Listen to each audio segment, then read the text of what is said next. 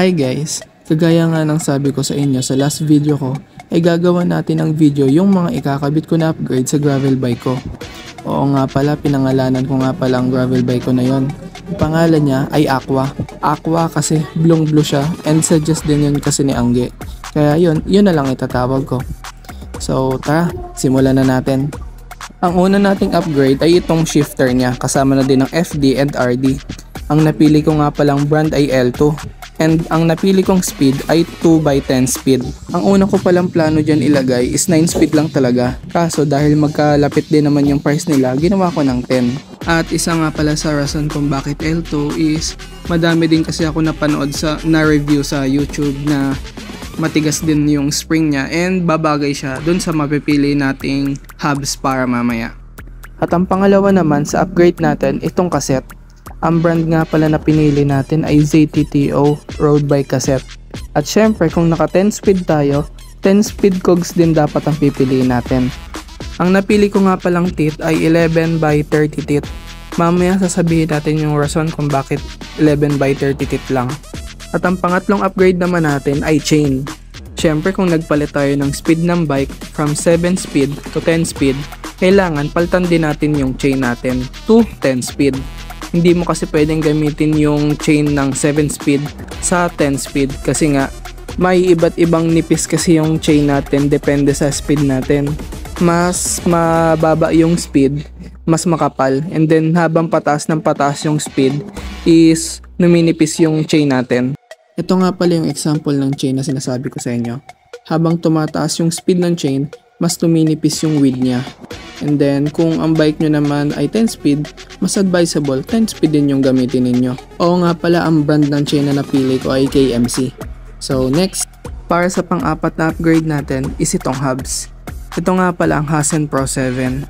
6 poles and 3 teeth. So, matik tunog mayaman yan.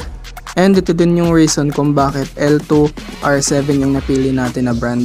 Kasi napanood ko din kasi sa YouTube na madaming ang issue tong Hasen na to. Makulit tayo, pilit natin to. Ang kailangan mo lang gawin para magamit mo siya is dapat matigas yung spring mo ng RD. Yun yung sabi nila sa YouTube, correct me if I'm wrong na lang. Basta yun yung pagkakaintindi ko, dapat kakayanin ng spring ng RD mo para magamit mo tong Hasen Pro 7. Kasi kapag hindi kinakaya ng spring ng RD mo, is tuwing nagbaback pedal ka, nagkakaroon siya ng chain drop. So yan. Dahil tapos na tayo sa drivetrain, ang pang-anim na upgrade nga pala natin ay itong Trovative Internal Aero Drop Bar. Papalitan ko na nga pala yung drop bar ko kasi steel pa yon, so may kabigatan siya. Ang kinagandahan nga pala nitong drop bar na to, bukod sa aero na siya and may palm rest, internal cabling na pala siya. Dahil may drop bar na tayo, syempre hindi mawawala itong bar tape. Ang napili ko nga palang brand ng bar tape ay West Viking. Hulaan nyo, ano kayang kulay ng bar tape ang pipiliin ko? Blue ba, Aqua? Sige na nga. Blue daw sabi ni Aqua, edi yun na lang. Punta na tayo sa pang-8 upgrade natin. At ayon ay itong rigid fork. Ang napili ko nga palang brand ay Sagmit K4 rigid fork. Sa mga magtatanong kung bakit K4 ang pinili ko, ang K1 kasi non-tapered siya na pang mountain bike, ang K2 ganun din, at ang K3 naman is tapered siya na pang mountain bike, and itong K4 is pang road bike siya / gravel bike, kaya ito yung pinili ko. Ang nagustuhan ko nga pala dito sa Sagmit K4 is smooth weld na siya, tapos may parang pa-flat effect siya compared dun sa stock ko na parang pabilog lang. Oo nga pala, naka flat mount yan, kaya bibilan ko pa yan ng adapter. Next nga pala sa upgrade natin is kung magpapalit tayo ng fork, syempre samahan na natin ng sealed bearing na headset. Kasi yung nasa stock ko pa kasi is ball bearing pa yun, so pasukin pa yun ng ulan. So ito, okay na kahit maulanan siguro. And then ang pipiliin ko nga pala dito ay integrated. Size 44 pala. Kasi naka non-tapered yung frame ko.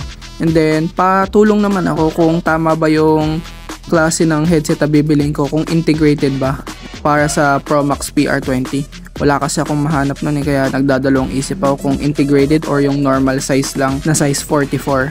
At ang brand nga pala ng headset na napili ko ay Sagmit Evo 2. So ngayon punta naman tayo sa rotor. ang napili ko nga pala na brand is Sagmit din na Sirius V.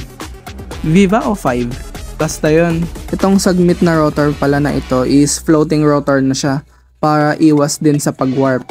Kung hindi nyo alam yung warp is yun yung parang bengkong na siya, like yung hindi siya pantay yung ikot. Yung stock ko kasi one time pinunta ko na siya sa bike shop kasi nag-warp siya. Kaya floating rotor na yung ilalagay ko kasi sinuggest din yun sa akin and napanood ko din naman sa YouTube. Ang size nga pala ng rotor na ilalagay ko is 160mm.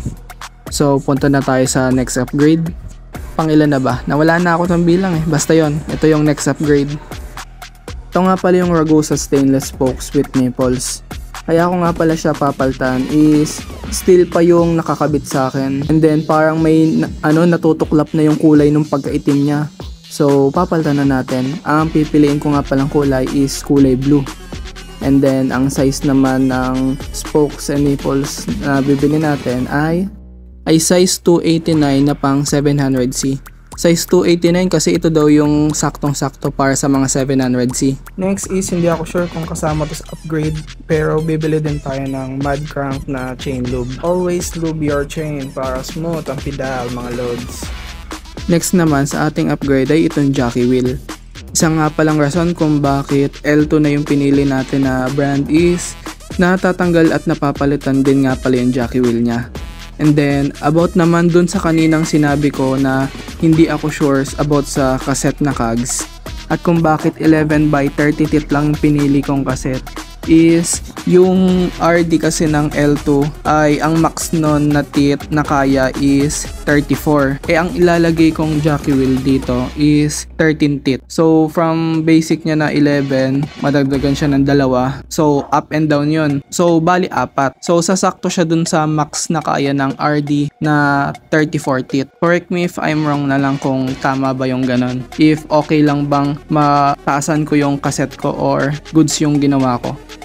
So next naman is itong adapter ko na flat mount para dun sa rigid fork natin na flat mount din na 160mm din and ang brand nito is ZTTO. At ang last kung matatawag mo ba itong upgrade ay itong mga accessories na lang gaya nitong fender, chain guard, extra ang RD hanger in case man mapatulan sa daan, Presta valve cap at itong end plug caps para sa drop bar natin.